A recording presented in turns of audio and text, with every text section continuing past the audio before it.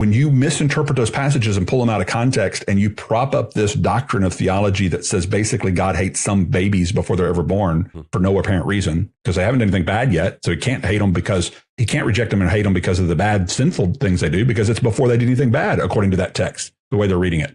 So you got God, in a sense, arbitrarily hating, reprobating people before they actually sin. I don't know anybody more innocent than an unborn baby. Somebody hadn't been born yet, hadn't done anything bad yet. And yet you've got Calvinism teaching God hates them before their sin, before they do anything bad. And you've got even some Calvinists, the infralapsarian types Calvinists, who have to deal with that, the whole lapsarian controversy. The whole reason for the lapsarian controversy is they were dealing with that very problem, which is ultimately a foresight sin view. It's basically God has to foresee the sin of the person in order to declare his hatred for them. Otherwise, God would be unjust and God would be hating an innocent.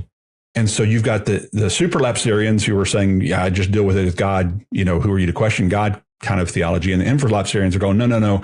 God's taking into account the sin of man when he declares his hatred, reprobation on them.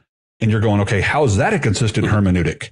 When you are mocking the Arminians for their foresight faith view, which I don't necessarily hold because I don't think that's what it's talking about, but you yourself are basically imposing the same kind of theology of this foresight sin view of God foreseeing the sin of sinners and Esau in this example, and therefore reprobating him on that basis. Again, the theology really begins to fall apart very quickly when you begin to press on these hard questions. And this is one of the reasons that we talked about from the very beginning of the broadcast, that the vitriol comes. It's like the cat that's backed into a corner is often going to strike.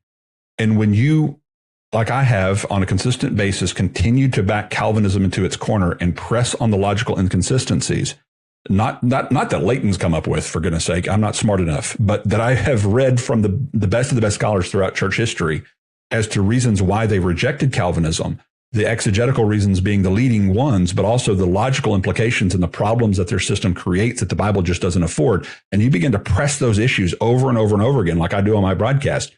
That's where the vitriol starts coming at me.